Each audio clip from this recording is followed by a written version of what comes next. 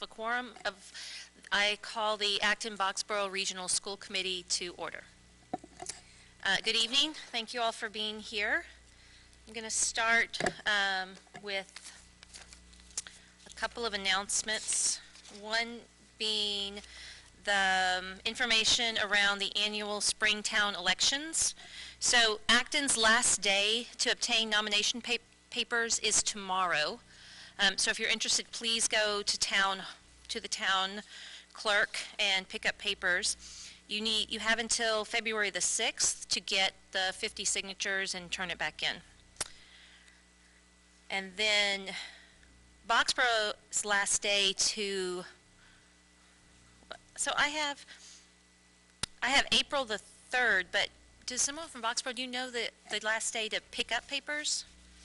The last day to file is April the 3rd. Oh.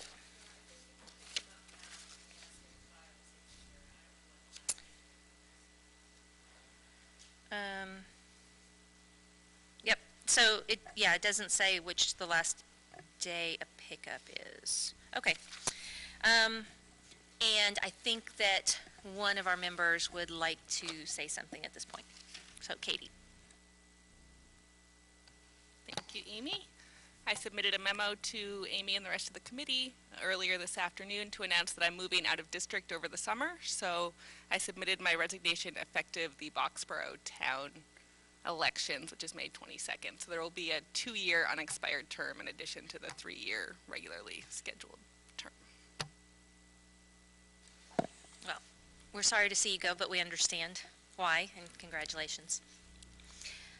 Okay, so this is the time in our meeting when I call for public participation. Is there anyone from the public that would like to speak?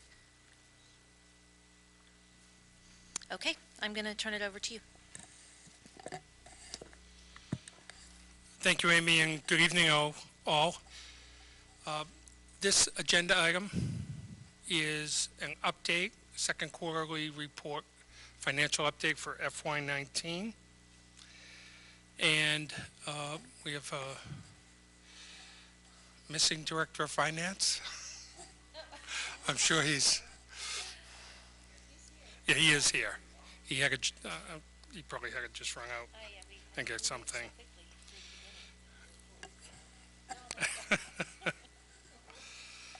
So if we can just take a quick break, because I think it's helpful to hear the FY18 second quarter update before we get into the FY19 budget discussion. And just while I have the mic in front of me, did you hear the one about, right, exactly. So, but under the FY19 budget item, in my memo I indicated that I did not think that there'd be any presentation on any budget adjustments until the public hearing. Well, I was wrong, and we do plan to provide some additional information about some budget adjustments tonight. So, what's that called? The tease, you know, after. All right, David, ready? There you go. Thank you.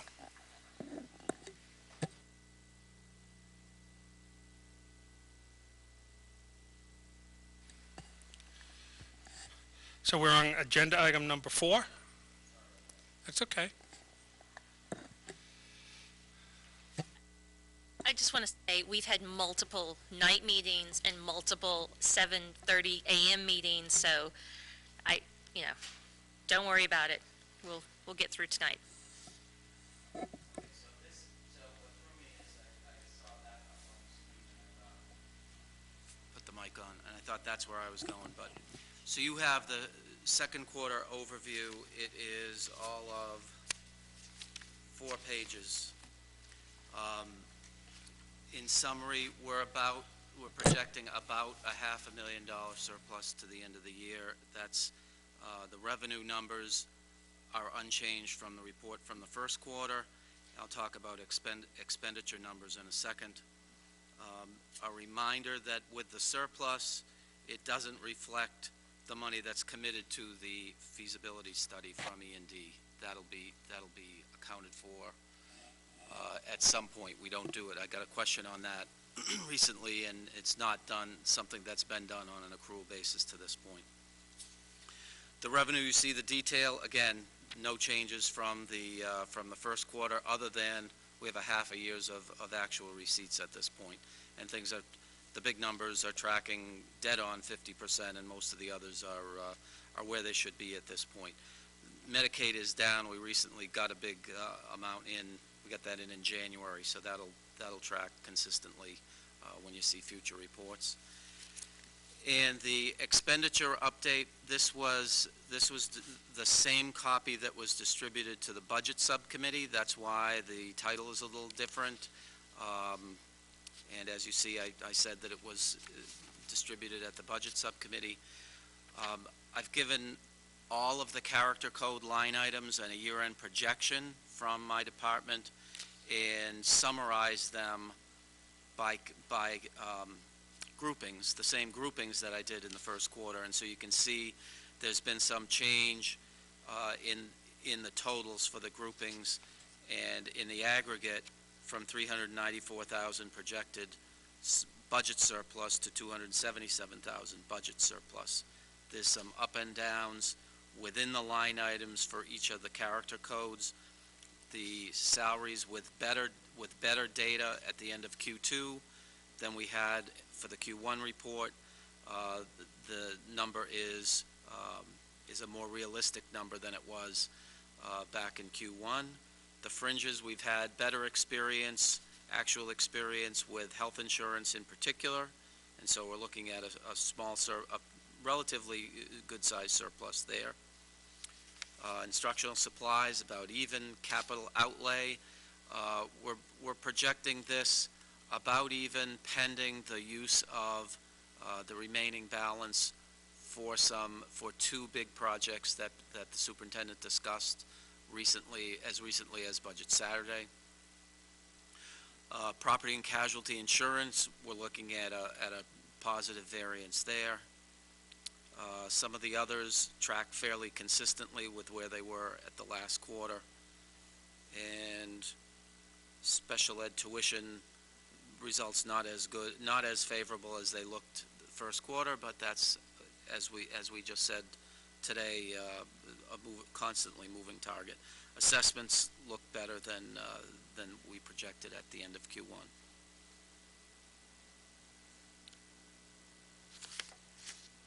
And that's it, if there are any questions.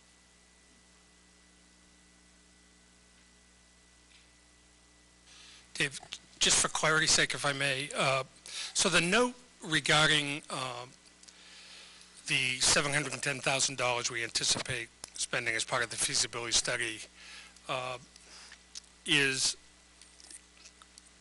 compared to the projected end of the year surplus of $441,000. Whatever the accounting mechanisms are for accounting for that 710 from E&D is irrespective of the projected surplus at this time. That projected surplus is based on the $86,090,241 operating budget. Correct. So I'll try and answer your question with an illustration. So we came into the year after the budget with an E&D balance of about $4 million. If these projections hold and we add to that by $500,000, we'll then have to subtract $710,000 or whatever the actual dollar amount is that we use E&D for the feasibility project. Is that the 710 is not is not a component of the projection for $500,000 surplus. Yeah. Yeah. So, thank you, David. Just quick question on page 404 on the grand totals. I'm looking at the 277 versus the 394. And is that, do we look at that as a trend, or is that just how the snapshot looks today? I'd characterize it as snapshot. And it gets refined as time goes on.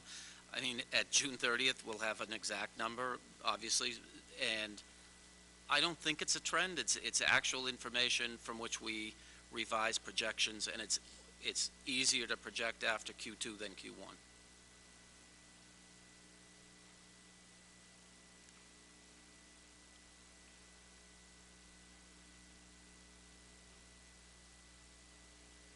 Yeah, just real quick, can we just circle back to the building project? So we voted on a net of 700 and something thousand, and then so if based on the meeting last night, we start going through. If we start spending money, but if we start spending money this year, so it's going to be the reimbursements are well, not, I don't want to say automatic, but somewhat immediate, right? So we'll accrue for the reimbursements. So it'll be like a net effect. So we're not going to be bouncing the, it's not going to be a net effect of the expenses going up because we're still waiting on the reimbursement. That's right. So, thank you. Actually, the way that the reimbursement works is that we won't receive monies from MSBA. Bills that we submit will be charged directly to their share of the cost. And and that's how MSBA works. So theoretically, the first $589,000 and $589,000, which is approximately MSBA's share, would be submitted to MSBA through, there's an online process that we use, and those bills would be paid directly by MSBA. And then the remaining, and then, or our share is probably paid first. However that works, I'm not sure, but we don't receive actual reimbursement. They'll pay their share as we go. Okay, so if we're getting a, what was it, 43, whatever, let's just round 45. So we got 45.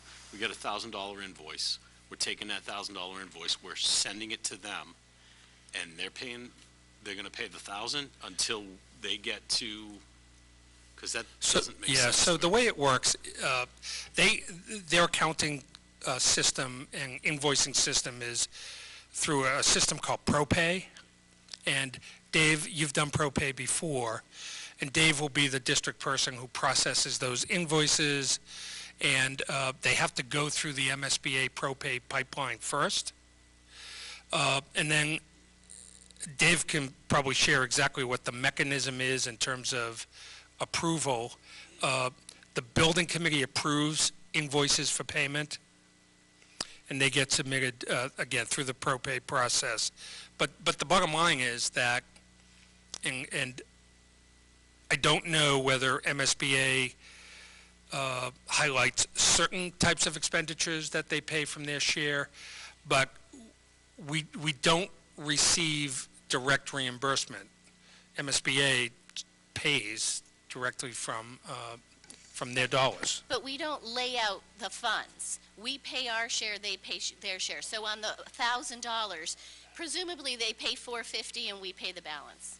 Is that how they do it, David? Yeah. Because otherwise they wouldn't end up paying, let's just say we had $1 million we asked for. They'd end up paying the $450 and we pay everything after that. And if it only costs $800, you know what I mean? So I can't see where that would, okay, so that, all right, that makes more sense. Yeah, just to add one other thing, if I could. The point is, they're not going to pay for anything that's not allowable. So they're going to look to make sure it's an allowable cost before they pay their share.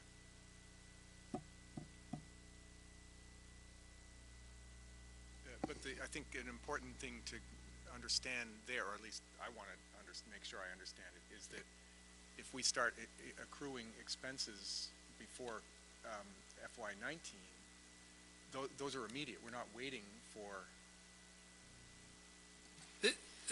Yeah. This is why I wanted to clarify the statement. The funds have already been appropriated. They're coming from E&D, and we can stop paying bills right away using those funds. We don't have to wait till FY19. the way that I look at it is the accounting mechanism for the excess and deficiency fund is really separate from accounting for the operating budget.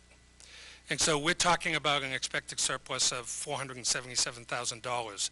When we get to the end of the year and close out the books, we'll know what the surplus is.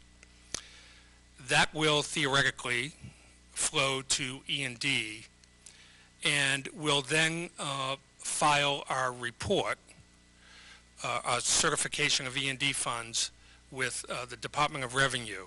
And the way I look at it is basically we started the year with $4,008,000. We're taking out, and we've appropriated and earmarked approximately 710, so that gets deducted. And what is that? 3.3 million. We then have to deduct the $775,000 that is being used for FY19. So that brings us to approximately 2.6 million. And then we add back whatever surplus for FY19 flows in. And if it's almost 500,000, then we'll submit the paperwork to the Department of Revenue for certification. And theoretically, our certified E&D, effective July 1st, 2018, for FY19, is $3.2 million. Right? Does that make sense? If all those numbers hold correct. Right, Yeah. of course. Right. Yeah. So what I'm understanding is that it's not like transportation reimbursement. It's not like case arrangements, because those arrangements are, they lag. The reconciliation lags by a year. This is immediate reconciliation. Exactly, and perhaps a better example is the last time that the district did school building projects with assistance from the state. That was done under the old School Building Assistance Bureau prior to MSBA coming into existence. And the Parker Damon building, for example, the way that reimbursement program used to work is that if the cost of the building was $10 million and the state was paying $2 million of that cost, and the town bonded the cost over a 20-year period, MSBA would reimburse. They would actually reimburse on an annual basis on a 20-year period. So they reimburse the district 1/20th of $2 million for 20 years. That all changed with the MSBA process. And MSBA now, when we get to the building project, they'll pay their 44% share just like we do. So we have to appropriate the full amount. In the end, we'll only borrow the amount that is our share. And as we go through the construction process, MSBA pays their share through the ProPay program. Dave, you mentioned that on the capital side, you said there were a couple of projects that we talked about on Saturday that were identified that are going to be paid this year. Is that what you said? Right. So when the superintendent did his presentation, you discussed two items. The lights. That were in a column, FY18. Okay. One is the lights on Leary Field, and the other was the money for relocating the central office to the admin building. Oh, okay. Yeah. Okay.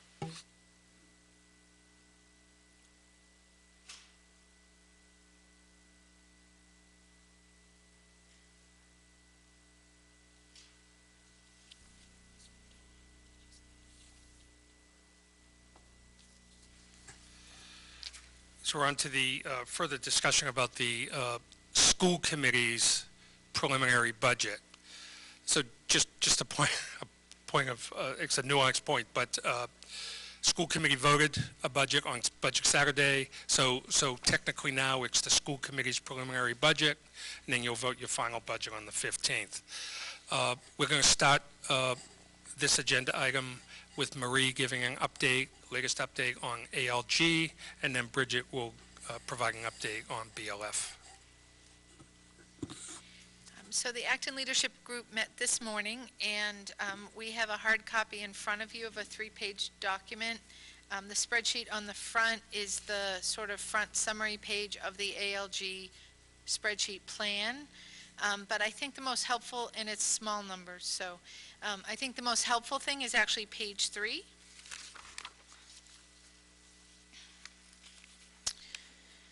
So as of the January 11th Acton Leadership Group meeting, we at that time had a $1.1 million deficit. And the moving parts can be the use of reserves, the tax levy, and expenses. So at that time, we had been talking about using 1.3 million in reserves, but at that meeting, we agreed that we could use 2 million. The discussion was actually between 2 and 2.4, and the request was to wait until everybody saw all of the budgets before we went any higher than 2 million. Historically, the last 2 or 3 years, it's been about 2.45 million used in reserves, and about that much back again in average replenishment year to year. The tax levy had been in the plan as taxing to the limit, but the last several years we've taxed about 980 million below the tax levy limit. So that's been an ongoing discussion at the Acton Leadership Group. The Acton Finance Committee point of view requested that in the FY19 budget we move from the 985 below the levy to 606 below the levy. So go sort of a third of the way back to the limit so that it's gradual, it's not all at once. ALG had been talking about it for a long time. For purposes of today's meeting, that's what got put in the plan. So, so the changes in reserves and tax levy pretty much offset each other from the last meeting. So we went from 1.3 in reserves to 2 in reserves, but we pulled back 606 out of tax money. So then the expenses. So the change in expenses since the last meeting was the vote of the Health Insurance Trust to change the health insurance rates to a -5%. That afforded us a $438,000 reduction in the school budget that you heard about on Saturday, and the town budget went down $160,000 or so. And when the school budget goes down 438, it gets translated to the assessment number, which was, I think, 384 or something. So the budgets went down, and so the town budget actually went from a 3% increase to a 2.5% increase, which is a very low increase. And then the Acton assessment went from 4.89 to 4.25. And as you know, our budget went from what was it, 4 or 3.8 down to 3.3. So it's at 3.3 now. So all those things taken into account, the deficit is now 584,000. And so that was the discussion this morning. What are we going to do about 584,000? We were advocating for going to 2.4 in reserves. So there's a proposal to go to 2.4 in reserves and then reduce spending by about $184,000. And the boards are going to go back and talk to their boards. So most of the people around the ALG table were in support of that plan. So 2.4 in reserves and 184 in spending reductions. Given the low increase in the town budget, there really is a request for the schools to look at the budgets, and we've been working through that over the last week or two in a couple of areas, and so Bill's prepared to talk through a proposal that would result in about a $200,000 reduction in our budget. So that's sort of where we are.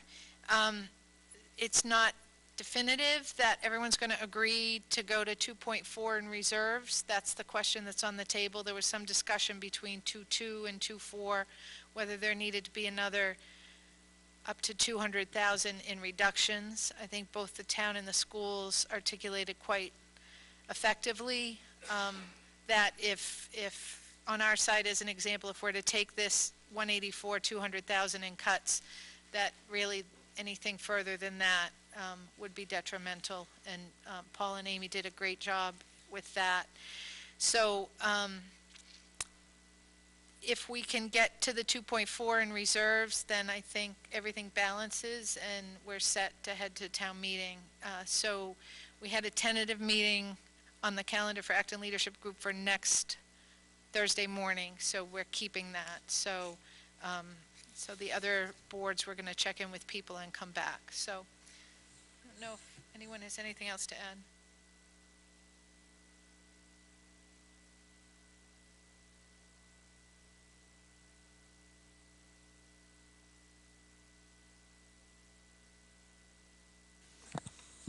I thought you were asking me if I had a question. Yeah, no question. So at BLF, of course, I left my notes in the car, but we went through, we're at the very beginning of the fiscal 19 budget. As you know, our budget is behind the Acton budget due to timing of our town meeting being later. So that process is just starting. We've got a special town meeting on Monday, February 26th with a snow date on Thursday, March 1st. I encourage anybody watching from Boxborough to attend town meeting, and the main agenda item for that town meeting is the purchase of some land on Route 111 to use as one of our public safety building locations. We also talked about some town center legal issues, which you may have been looking at in the paper, and then some other local things about our Grange Hall paving plans for 2018, et cetera. We went through our budget updates, and I let both the Board of Selectmen and the FinCom know that if they want anybody from the school to come in and talk about our budgets as they get further down the road, that I would be happy to do so, and if we need anybody from the school, we'll let you know. But our budget is pretty favorable in Boxborough, so I don't think there are a lot of concerns at this point in time. We also talked about the capital plan report. A couple of FinCom members had some questions about capital at the region, but I think most of those questions were answered at Budget Saturday. So that's it for now, for BLF. Did I miss anything, Mary?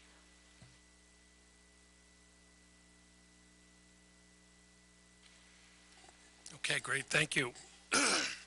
So as indicated last Saturday during some summary comments that I made, and as Marie just said, we have been working on some possible adjustments to the budget since we last presented to the school committee, or a regular school committee meeting on January 11th. Since that time, some additional new information, really fresh information actually, has become available. And in addition, we did just wrap up some new program planning that had been ongoing, and just had the last planning meeting yesterday, and have decided to go forward with the establishment of a new program at the junior high, which falls into the continuum, that the continuum of programming, if you remember that chart, and Don's going to speak to that in just a few minutes. And so I'd like to share with you now that information, and at this point, unless I hear otherwise, my plan would be to program these proposed adjustments into the public hearing budget presentation for the 15th. So a quick recap of budget Saturday. The school committee voted on a preliminary FY19 budget of just under $90 million. Approximately $17,400,000 is made up of revenues and the use of reserves, which then results in a total assessment to the two communities of $71.5 million.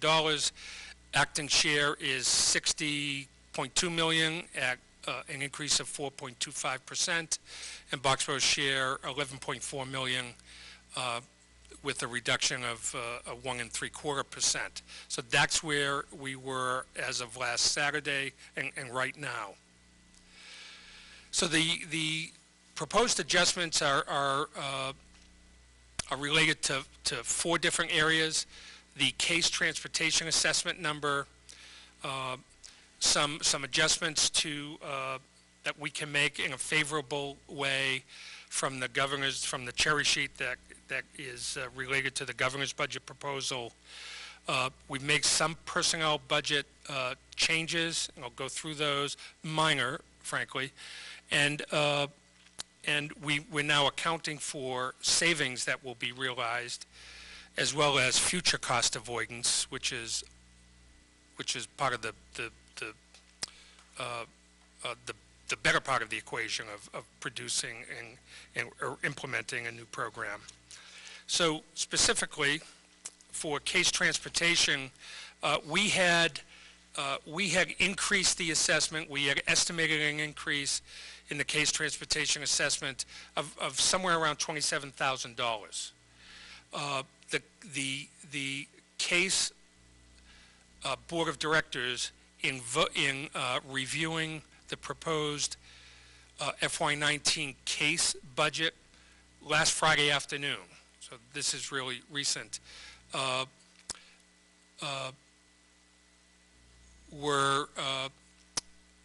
do I want to say?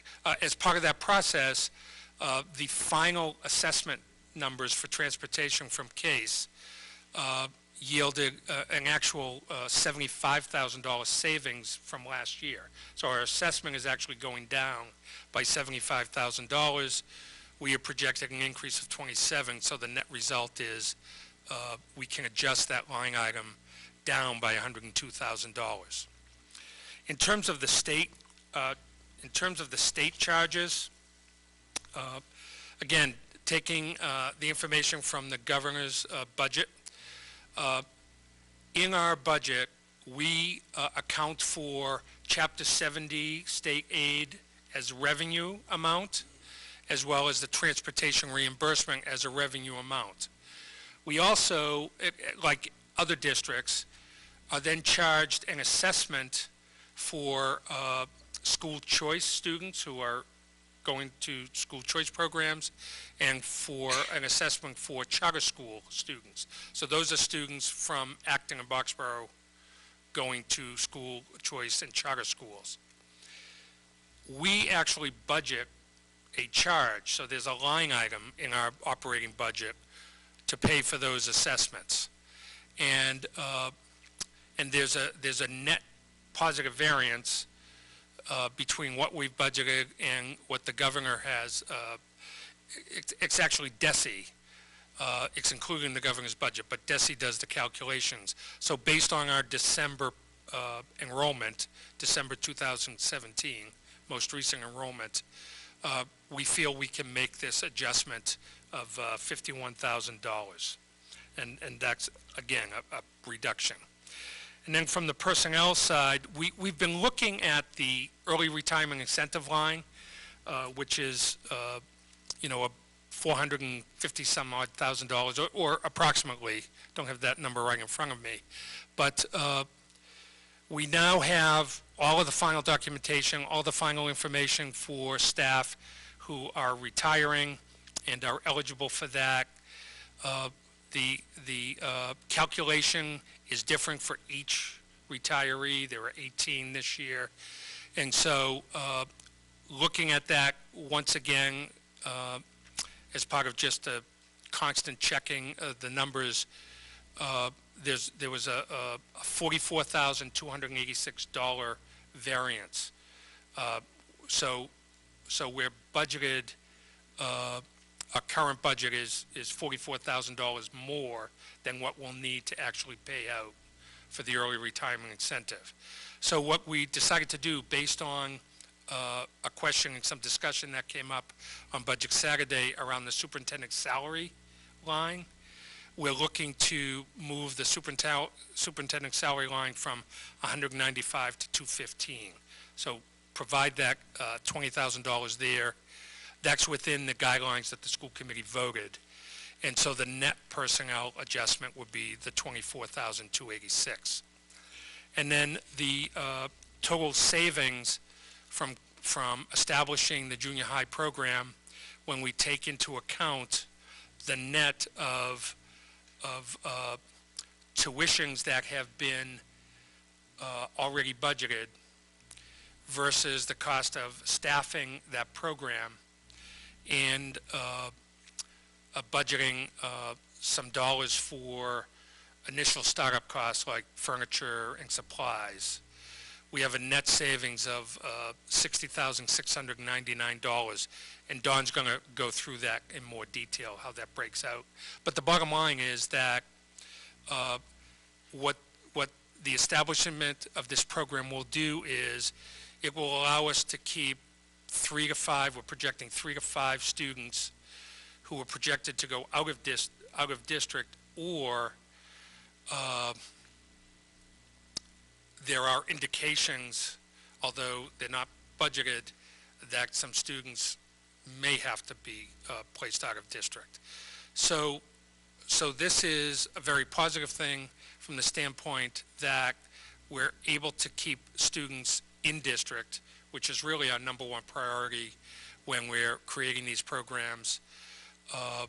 And as a result, for FY19, we realize a savings, an area where we can reduce the budget. And then going down the road, we will now have an established program in place. So when we work with families around placement, they can actually visit the program and see the positive attributes of having our students stay in the district in a program that will suit very well suit their needs. And as I indicated before, the third piece of that is having a program in place creates future cost avoidance. So we won't have to place students out in expensive placements. So all of those added together, total reduction in expenses of $238,508 for a revised budget total of a little more than $88.7 million. And then there's one more piece of that, and it has to do again with the governor's Chapter 70 and Chapter 71 numbers. As we indicated, we realized there's a net gain of about $2,000 between the Chapter 70 that we had projected initially in revenue and the transportation reimbursement. So we're throwing that in. We want to be consistent.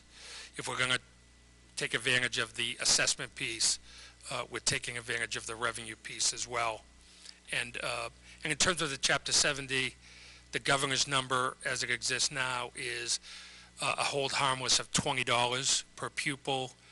I have a lot of confidence that that per pupil amount, by the time the House and the Senate come together for a final budget late in the spring, hopefully late in the spring and not early summer, will be higher than $20. So I think that we're in good shape there. So when we look at a summary of this, you see the new district budget. This now represents a year-over-year increase of 3.06%. The total assessment now has been reduced to year-over-year 2.9% increase. Acton share, their assessment share year-over-year goes from the 4.25 to the 3.9, and Boxborough continues to be in an advantageous position for FY19 as a result also. So here are the revised numbers. So there's a difference of $202,000 to the Acton assessment, $38,000 to the Boxborough assessment, and so that's where we're at. I can tell you we feel comfortable and confident having been able to finalize some of these these numbers with the new information and the completion of our planning. So happy to take questions now, but it might be helpful if Don quickly goes through a couple of slides to give you just some higher level details of the junior high program.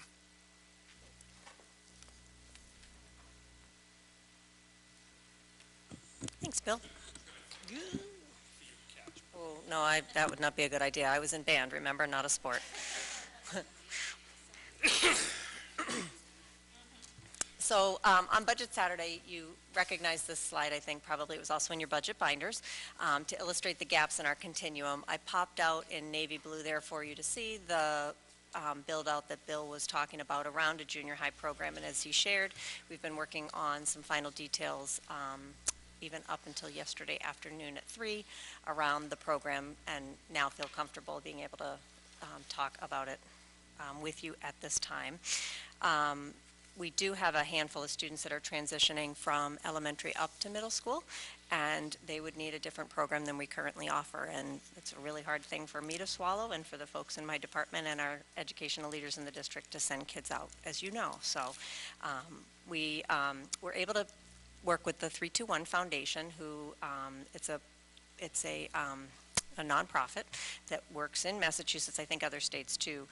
Its mission is to empower all people with disabilities through advocacy, education, and support, and they've been really instrumental as we've worked to include some students at the lower elementary level with some substantial disabilities, really looking at some evidence-based practices and programs. So they're sort of our partner in this. We invited them in, and actually if you can look across the continuum, we had elementary resource staff, we had the junior high staff with us, and then we had the high school we had the teacher from the occupational development program at the high school with us to really have a conversation about what might the continuum look like for students. And so we had a lovely conversation. They're going to continue to work with us and come in and do some work at both ends, but also this end to really help us think through the program. So, and as Bill noted, there's not going to be an addition to the budget around this. So next year that'll be a white square. So the program description overall, again, we're sort of flexing it out. People keep saying, what are you calling it? We don't know. We have some ideas, but we don't know. People like to make acronyms of all of our different programs. As you can see, we've got SCE and CLASS and ODP, and they all actually mean something real.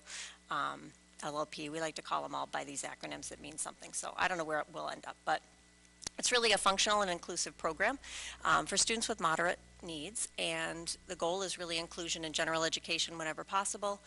We'd be looking at instruction across the content areas in a substantially set program when necessary, as well as life skills, self-advocacy, and the goal would be to do a lot of things with the community, out in the community, and some pre-vocational training opportunities as well, leading up to a lot of the things they're going to experience at the high school. So overall financial impact, if we think about the staffing and the program startup costs, we're anticipating that still when we look at the out-of-district tuition costs, that we would be still anticipating a savings of over $60,000, but most importantly, we want to stress that building out this program allows us to keep students in our community and in our district for their middle school years, which is certainly a huge piece of this. So what questions might you have? I have two questions. So Bill said there might be 3 to 5 students, but how many students could the program serve? Oh, 12, 15. Oh, okay. And do we have space here at the junior high for such a program? Excellent. Thank you. So I'm glad to see this, Dawn. You had said something on Budget Saturday that I meant to ask about, but I forgot, even though I wrote it down and everything. But and this might answer some of that question. You made a comment, and I don't know if you'll remember this, at one point, and you talked about we were waiting for kids to be accepted into programs, out-of-district programs, and my question was around, well, what do we do while we're waiting? What happens to those students? And I don't know if you can answer that now, but I think, you know, a program like this has so many benefits, and as long as it's structured to be great for the kids, it's so great if we can keep the kids in district. So I think that's a win-win all around, and plus you get a budget benefit. But as long as it's good for kids, that's the driving force in my mind. But I don't know if you remember that statement.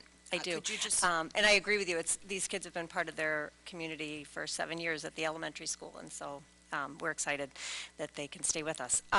The comment was, yes. So a lot of times the placement process for students out of district is it can be a very lengthy process, and often we will submit materials to 5, 6, 10 schools that we think have programming that would meet unique student needs that we can't meet here. It's a very grueling process. The families in the school, we do lots of visitations, and in the meantime, the schools, many of them don't have room, so right away they say, sorry, we don't have room, we'll wait list you or whatever, but there are a number of students who are difficult to place, and it can take over a year for everybody to come to agreement about what that looks like. So in the meantime, we do quite a bit of tutoring. We'll offer home services sometimes. It really just depends on, sort of what the IEP team comes up with. But it's certainly, in my experience in the year and a half of education here in this state around this, it's not ideal for these students, the interim. Mm-hmm.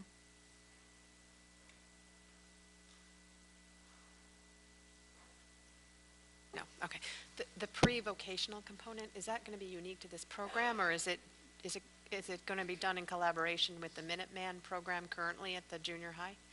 So the students would have access to any of our electives, and so they'd be able to choose, just like 6th grade peers, about what program they want to go into. Many of them, actually Minuteman is a required elective. I think they all go through it. I'm pretty sure that my 7th grader just finished it. So they would go through that. It's a piece of it.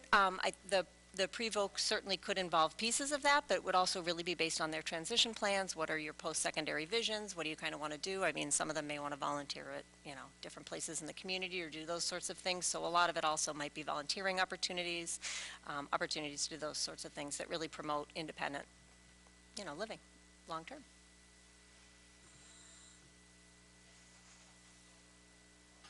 So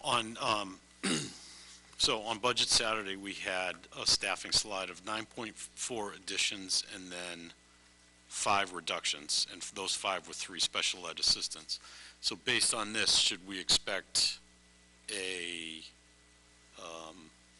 how many assistants would be coming back on? None? So No, none from that number that we gave you. So for this program, though, what are we adding? Probably a few part-time assistants. A few part-time assistants, and then 1 full-time? No, nothing? Okay. 1 teacher, though. Yeah, 1 teacher, 1 full-time Right. teacher. Right, so that will go now to 10.4 and then, or whatever the numbers work out to. Okay, so you were able to answer one of my questions. I was. There you go. Yay. Okay. If there aren't any other questions, do you want to? The only thing I would say to wrap up is that what I will plan to do for the public hearing presentation, we'll be updating the line item detail budget, and copies will be available, and that'll be posted, and will reflect these adjustments in that presentation. Thank you. One thing, can you, when you're doing that, just make sure that the whole head count slide, or whatever you're going to present regarding number of FTEs, is updated also, that's all. We will, and we'll be sure to emphasize that the additional staffing costs are clearly necessary to create the program, but that those staffing costs are in effect cost less than what tuitions would cost. Amy, can I just so the numbers out there correctly, the net FTE change was 4.4 before this, so it would be roughly 7. And as Bill said, actually the cost of FTE changes would go down. So with this budget decrease now that we have on top of what we had before, after the last, after Budget Saturday, where does that get the town of Acton in terms of the concern about being over by whatever it was, 500 and something, 584 I think was the number?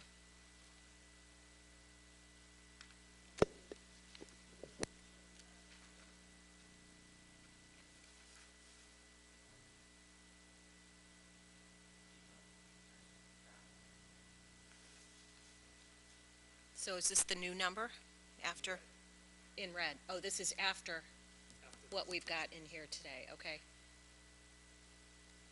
So I did the math, and it's saving Acton $202,000, and what Marie said earlier, they wanted to see a savings of $184,000. So it seems like Acton should be pleased with this, ALG. Yeah, so I just think it's really important. I mean, Boxborough benefited this year by having a decrease in our assessment, understanding that over time, we've had the shift, you know, the Schedule A, and Acton took the benefit in advance, which was really smart on the town's part. But I think it's really important for both towns to remember we're all in this together. So if the town of Acton is having budget stress this year, I think it's great that we're able to come to the table as a region and do what we can to help meet that need.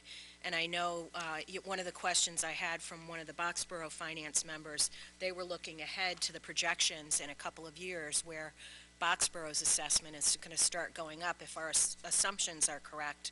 And I think one of the numbers was 5 point something in a couple of years, higher than that, right? So, you know, I just think we have to be aware. I don't want this to turn into an Acton versus Boxborough. We're all in this together, and we need to do the best we can for our students and advocate for our district's budget, keeping in mind the needs of the town. So I just want to put that out there.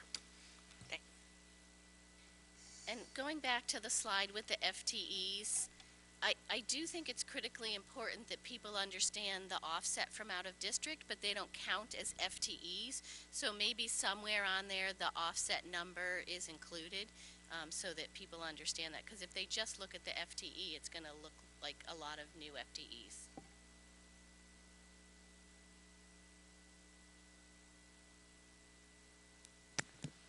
And now we're on.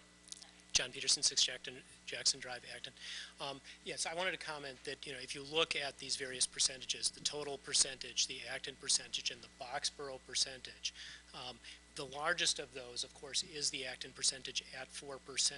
And that, in point of fact, limits the ability of the system to drive to higher budget or, you know, higher service levels. And the question that I have for the superintendent is, this 4% Acton number, you know, it is great that the Health Insurance Trust came in -5 this year. That surely is something that I would not expect to repeat. Do you consider that, you know, a 4% increase in the Acton budget is sustainable over time?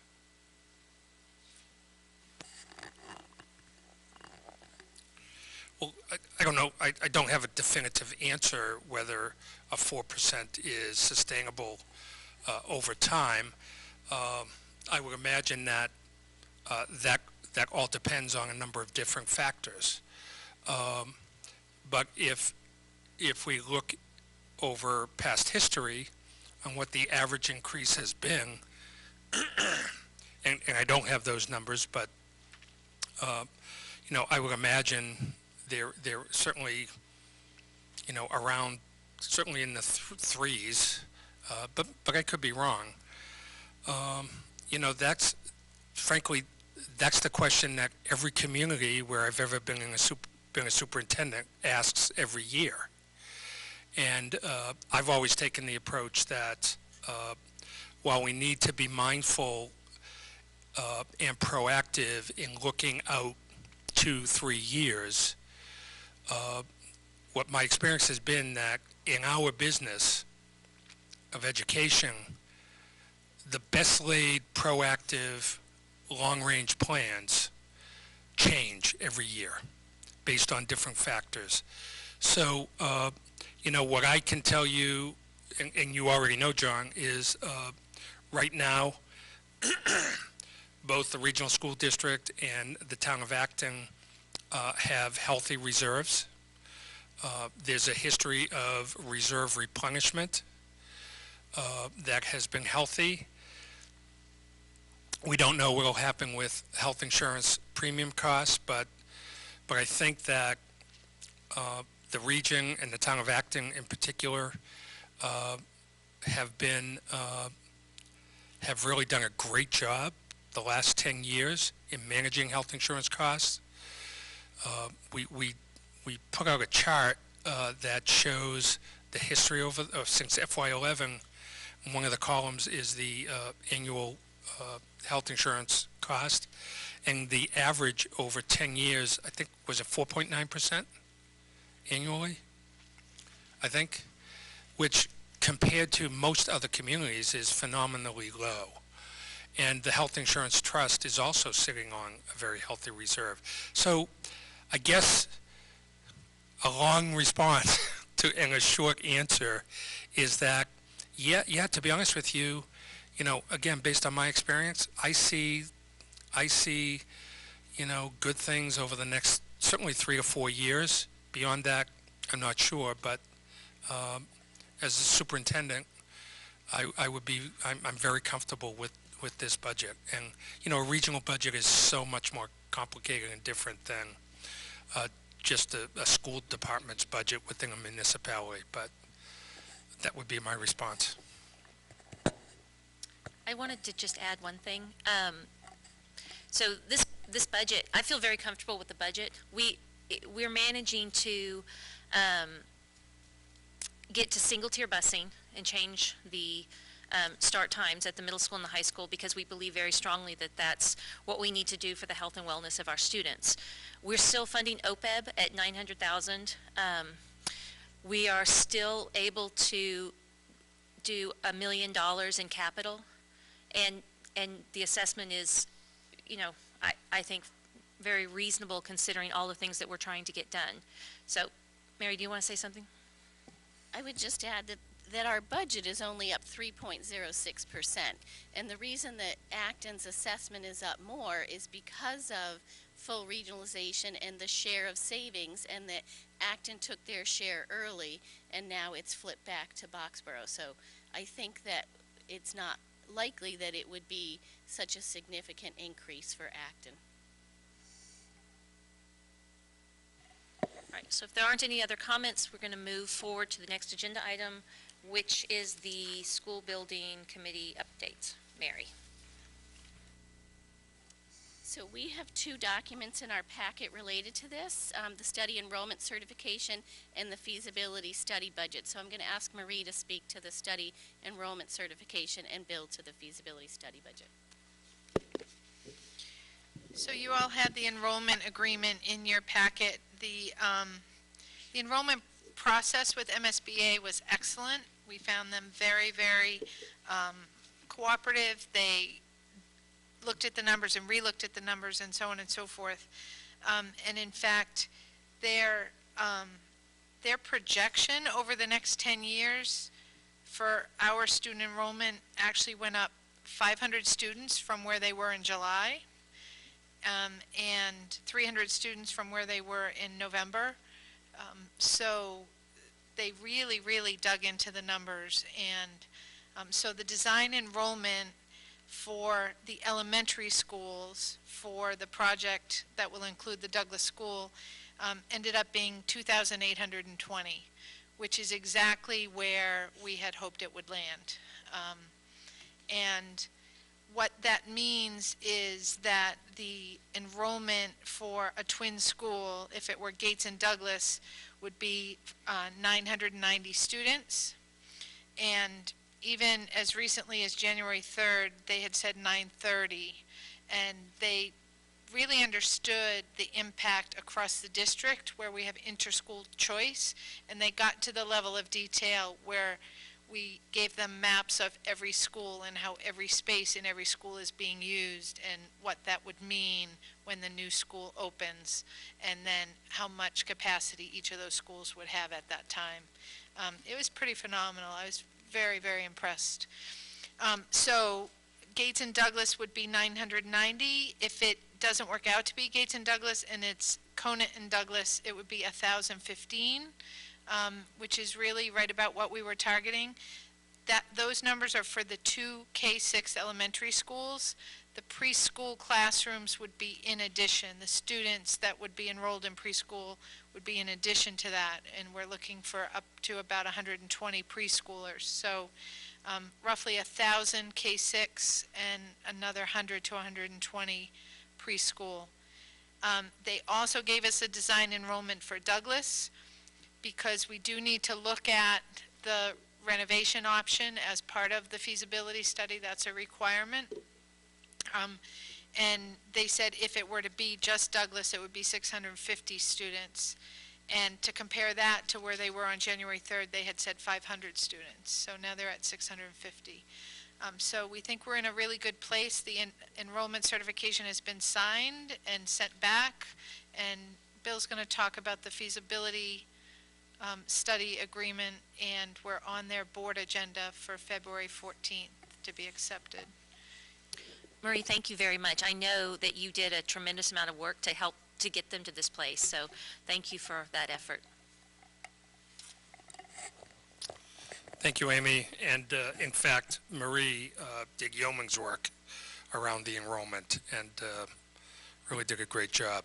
Thank you. In terms of the feasibility study budget, so what MSBA asks districts to do that are going into a feasibility study is to put together a very straightforward four-line budget that reflects how in our case, the $1.3 million will be spent. We're required to have an owner's project manager and required to have a designer. The other two lines are new. The first time I've seen these two lines on the Exhibit A of the feasibility study budget. So when the district was, last summer, was looking, and spring, we're looking to determine, you know, what an estimated cost of the feasibility study would be. What they did was did some research on other MSBA projects that would be similar in terms of enrollment, and went into the MSBA website. MSBA does track these budgets and provides them on their website going back to 2011. So the district did that to get to the $1.3 million. We did further research in putting this together, and we tracked about 9 projects over the last 3 years where the feasibility study was a project for a school building that would house approximately 1,000 students. And what we found was that we looked at the cost of the OPM services versus the total cost of the feasibility study first, and we found that on average the OPM services cost between 35 and 40%, or 35 and 45%. It was a pretty wide range of the total cost, and then the bulk of the remainder goes to the designer for the designer services. The environmental and site testing, again, is a new line item. And in previous projects that I've worked on, the designer in their budget typically carried the cost of those consultant engineers and for those consulting services. So this just breaks that out a little further, and we've, you know, given that we, although we have a preferred site, the Douglas Gates site, there's still a number of site questions. So we decided to plug in the $75,000 into that line item so that we could do as thorough a job as we need to do to fully understand what any limitations or advantages there are, not just to that site, but other sites that we're looking at. And then in the other category, we're considering that contingency dollars. MSBA does not allow us to put anything else on that line, so we can't identify other as contingency or, you know, whatever else we wanted to identify. The other thing is that MSBA has no guidelines and will not offer you guidelines on how to put this budget together. So we use the information that came from their website. That's how we came to it. But we were assured that we're not wed to these numbers. So these numbers can change depending on on the procurement process that we go through first to hire the services of an owner's project manager and then the designer services. And both the OPM and designer services procurement is a qualifications-based procurement process. So firms that are interested will submit proposals. What they really submit is their qualifications and their background and experience, and provide a narrative of why they're the best firm to do this work. And then those proposals are ranked by a subcommittee of the building committee that uses a rubric to score the proposals. They're then scored, ranked according to the scoring, and then the top score, the building committee will then be able to negotiate a fee. So they get identified as the preferred service provider, and then negotiations for a fee begins. So we have a set budget. You know, these firms won't negotiate a fee higher than what we can afford in our budget. If they do, and they insist on a fee that we can't afford, then under this procurement process, we can then say, thank you, we appreciate it, and then we can go to the next firm on the list. So that's how this budget was put together. Thank you, Bill.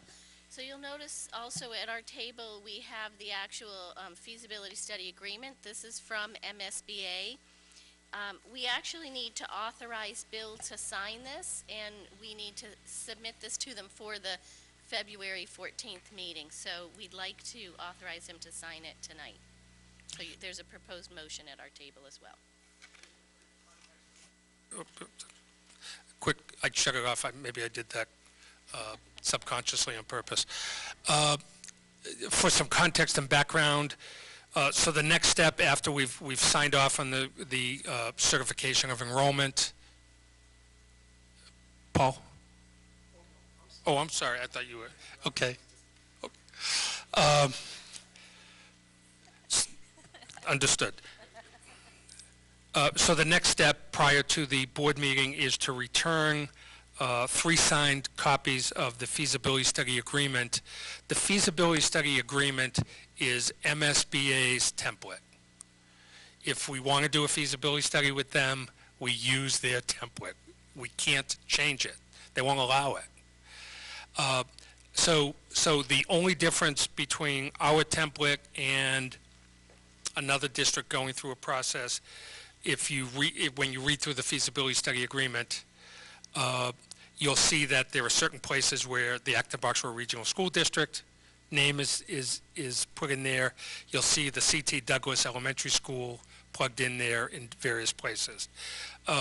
So the other document that has to be returned to them is what's called the legal certification. So our legal counsel needs to certify that that the district meets certain requirements in terms of who signs off on this particular document, and that the regional school district is a legal entity, and that is supported, of course, by the regional agreement and state statutes.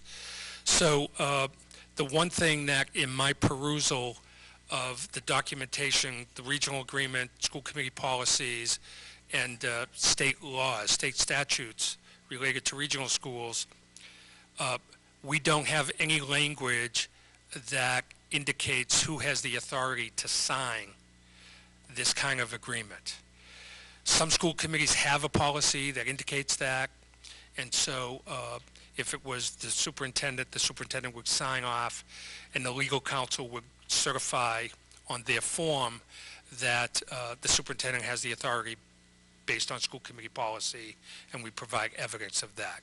So absent that, and I had to go through this, we went through this in Winchester for 2 projects.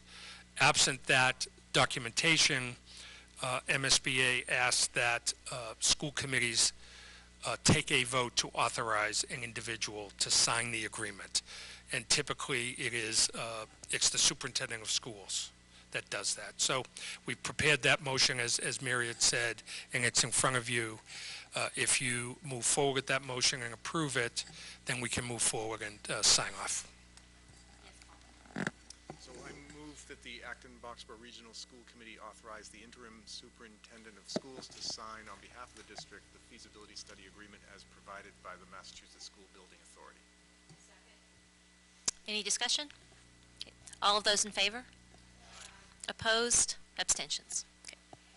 And then one last point of interest. So hopefully in about 18 months, when the district is moving forward with a school construction project, and before a town meeting and override vote, MSBA will work with the building committee to develop what's called a project scope and budget, and that's another legal document.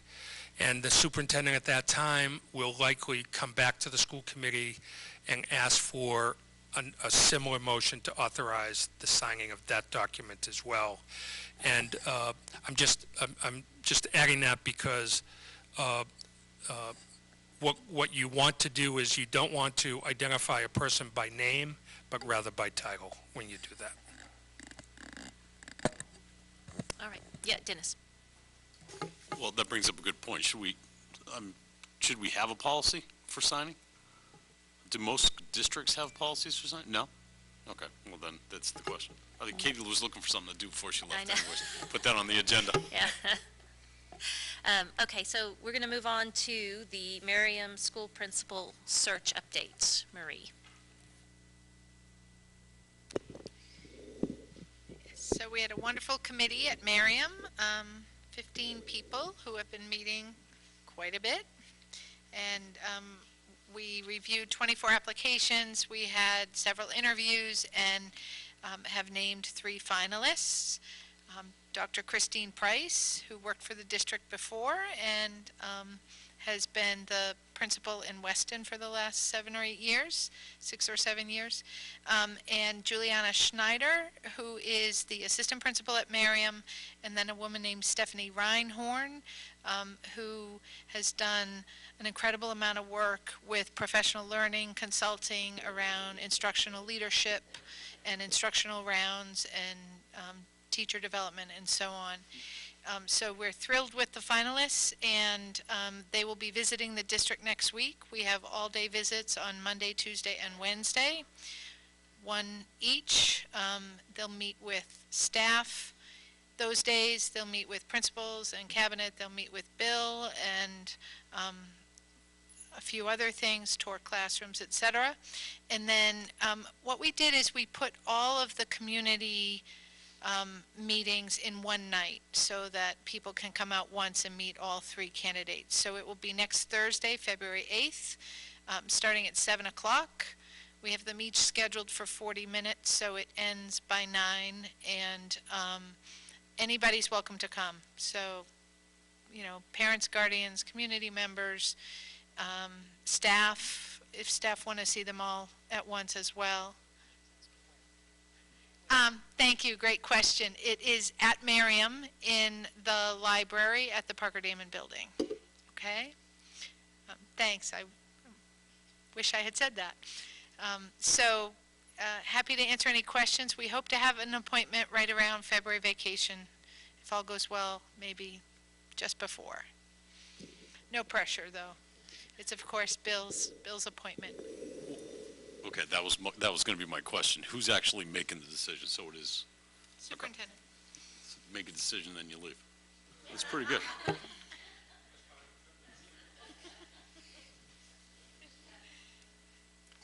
I just thought that all the candidates look very strong, so I think that's a good thing for Merriam. Okay, so moving on to the, where are we? Subcommittee reports. Policy, that would be Dawn.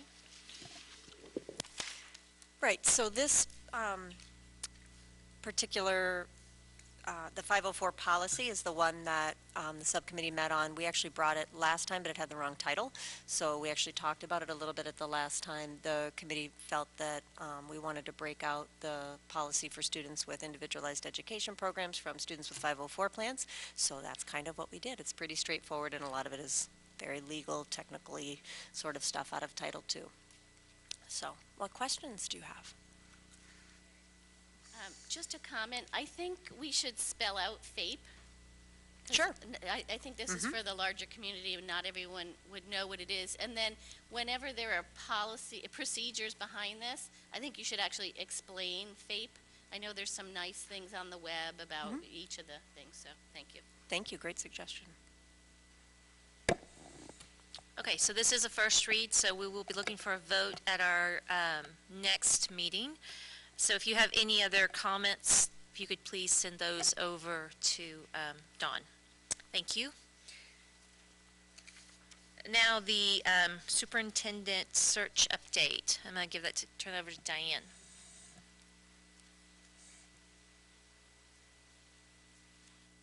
Okay. So the screening committee met on Monday the 29th and reviewed 25 applications. We identified candidates that we would like to interview, and NESDEC has scheduled those interviews. So February 12th is the date that we're targeting for the screening committee to meet an executive session to choose the finalists. And then we have a school committee meeting on February 15th, and we are planning on announcing finalists at that meeting. We will also have to formalize the schedule for next steps. So between the 12th, really there's 3 issues that I'm going to want feedback for, and that is how to structure the site visits to the candidate's district, if you want site visits to the candidate's district, how to structure the visits to AB, and how to use how to use March 15th, basically, which is our next school committee meeting. And, it's the school committee meeting at which we have the choice of either interviewing the finalists, or, what was the other choice?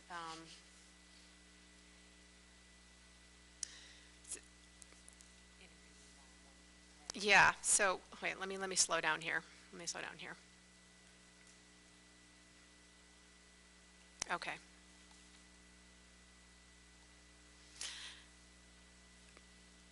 We have so Sudbury is on the same trajectory that we are. They're holding their meeting just to name their new superintendent on March 15th. And we have a school committee meeting on March 15th. I do not want to rush this process.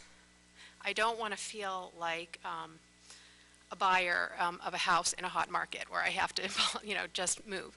I want us to be able to have the time to really think carefully about and have time to meet and process all the information we're getting from input from the various stakeholders when the finalists do come. So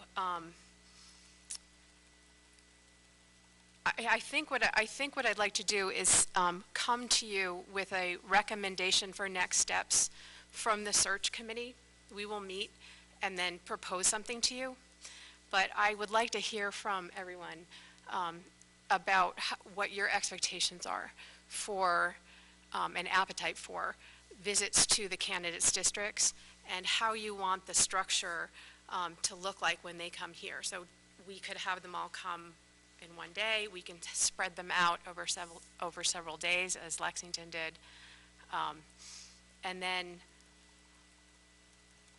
we need to kind of build in time before we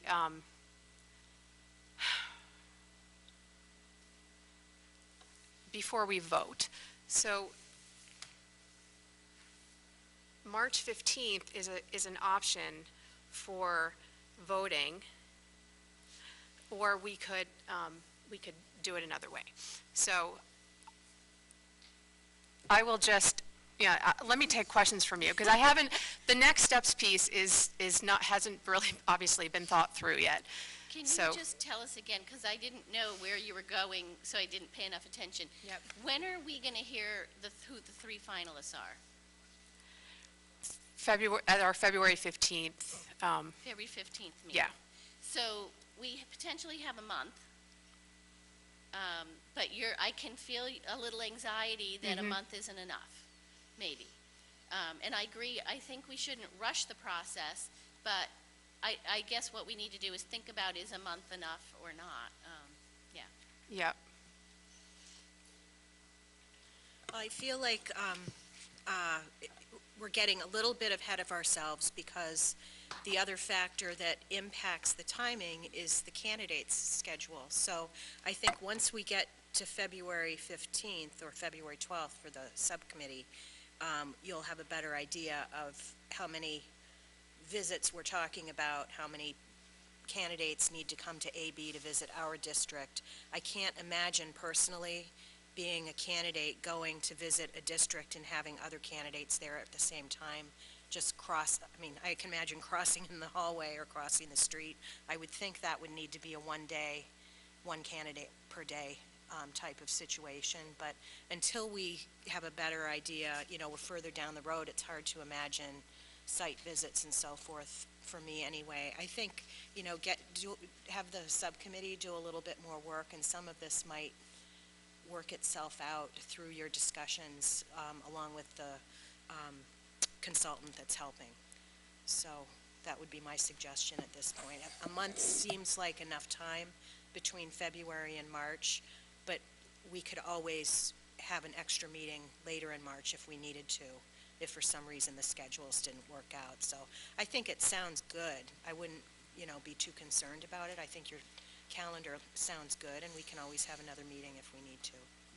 So I did want to say that Bill and I had a conversation about the February 15th meeting, and we feel comfortable having the open budget, the public budget portion of the meeting in the beginning, and then dedicating the rest of the meeting to this, announcing the finalists, maybe having someone from NASDAQ come in and help us process through the next steps.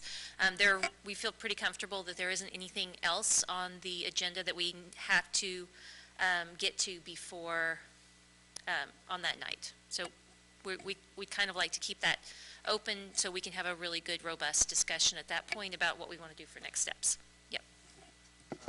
Do we know how many finalists we're looking for, or I can't remember if we gave you marching orders for delivering 3 or 5 or whatever. Do we know how many we'd be putting forward? There was no number specified. Typically, it's between 3 and 5, so we're not holding ourselves to a specific number. I am a little nervous because the February break happens right after the announcement. So February 15th announcement, and then the 19th we're off all the way until the 25th. So, yeah. So, we'll use NASDAQ's guidance and come to you with a proposal and discuss it at that time. I would echo Bridget's comment, is that if we need another meeting, we'll just set up another meeting. Okay. I wouldn't, don't let that timeline stress you. Let's just get the process right. And I'm wondering, is the concern, is it Sudbury you said? Is it a concern that there might be candidates in both pools? Mm-hmm. So maybe by the time you announce to us, we'll know theirs, and you'll know if there's overlap in the pool or not. So it may be a moot issue, that timing, so we'll see. So, so we get to the 12th, I'll look right at you, sorry. We get to the 12th, and we have 3 or 5 names, whatever. So then, between the 12th and the day we decide, no matter what day that is, or at least the day that we decide, is that going to be, do we know what the structure of that day is? Have you decided, has the committee decided upon that? So that, you want to answer No, that? go ahead.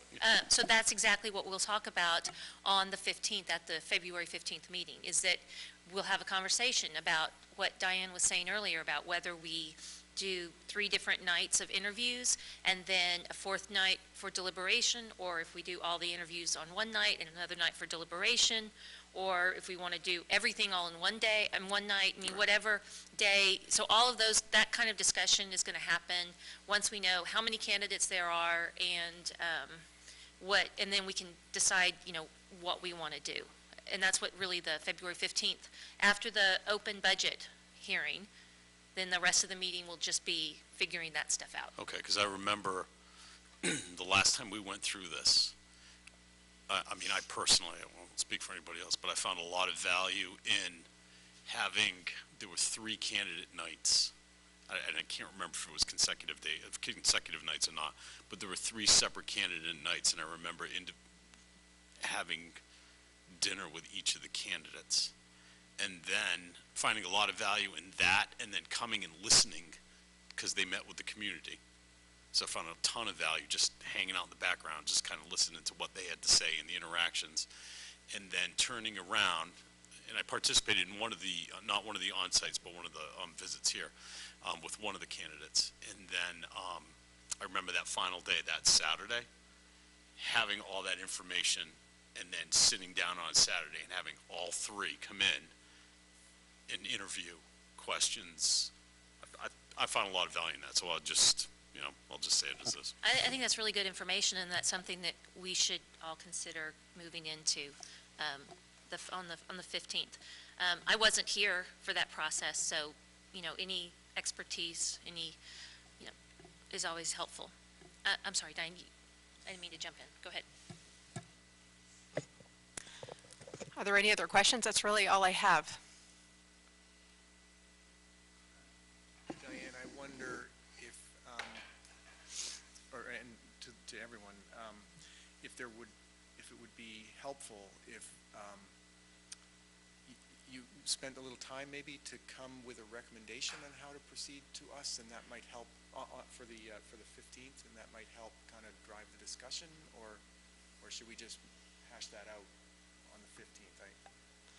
So on the 15th is when we would invite NESDEC to help guide us through that, just that conversation. I would echo what Bridget and Dennis are saying in that when they come visit our district, those are 3 separate days, or however many separate days, because they're visiting a lot of people and the community, and then but one day that we interview on. So I would think about that. I will say, I went on one of the visits to the districts last time. I'll be completely honest, I didn't find it that helpful. It's what I call a dog and pony show. I think, and I think maybe one reason maybe because of the time frame, different people went on different visits. So it wasn't a team going to all 3. And so there was not really a point of comparison, but I do feel like all the best stuff comes out, and so it's kind of, you know, I don't know. I didn't find it that discriminating in my decision. I thought the day in the district and the interview was much more helpful.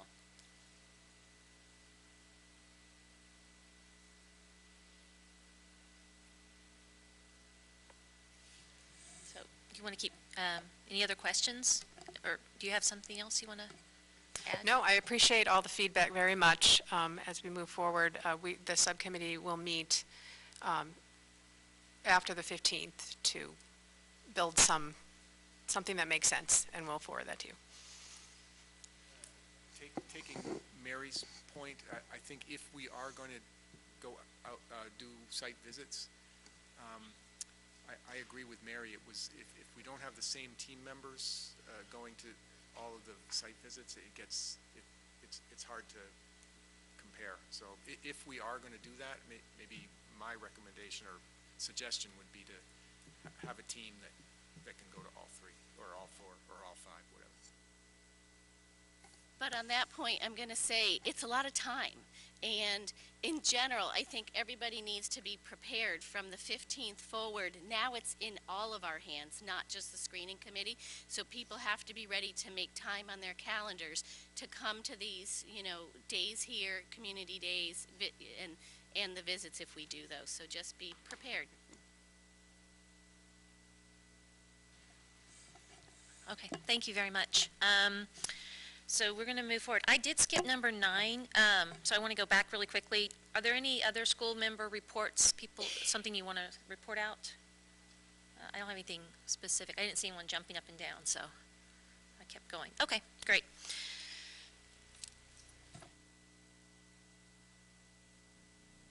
Okay, so we're going to move on to the consent agenda. We have minutes from, all right, so I'll just go through. This is, so many papers. Minutes. Yeah, you start it. And then So on the consent agenda, yep, there's minutes from January 22nd, and the warrants and a donation from the United Way of Acton-Boxborough to the high school for the Healthy Teen Initiative. You need me to read the number for the warrant article? I forget. I think we read the total now. Yeah. Okay, so we do have a warrant article in the total amount of $9,909,795.05. So if there's anything you would like me to pull from that, you have the minutes, we have the warrant article, we have the donation from the Acton-Boxborough United Way. So I'm looking for a motion. I'll move to approve everything on the consent agenda with gratitude for the terrific donation from United Way. All those in favor? Opposed? Abstentions? Okay, well, that completes our agenda for tonight. Anything from FYI you want to add? Bill? Oh, really? We're done? Yeah, Dave? no, I just want to Goodness. say one thing. I'm sure everybody saw the announcement that Middlesex Bank had donated $50,000 to ABSF. So I just want to publicly say thank you to Middlesex Bank, because I just thought that was a really, really great thing. That is terrific, and that will come before the committee in May when ABSF comes forward with their annual donation, and that will be a part of it certainly, and more information about that donation as well. But thanks for mentioning that.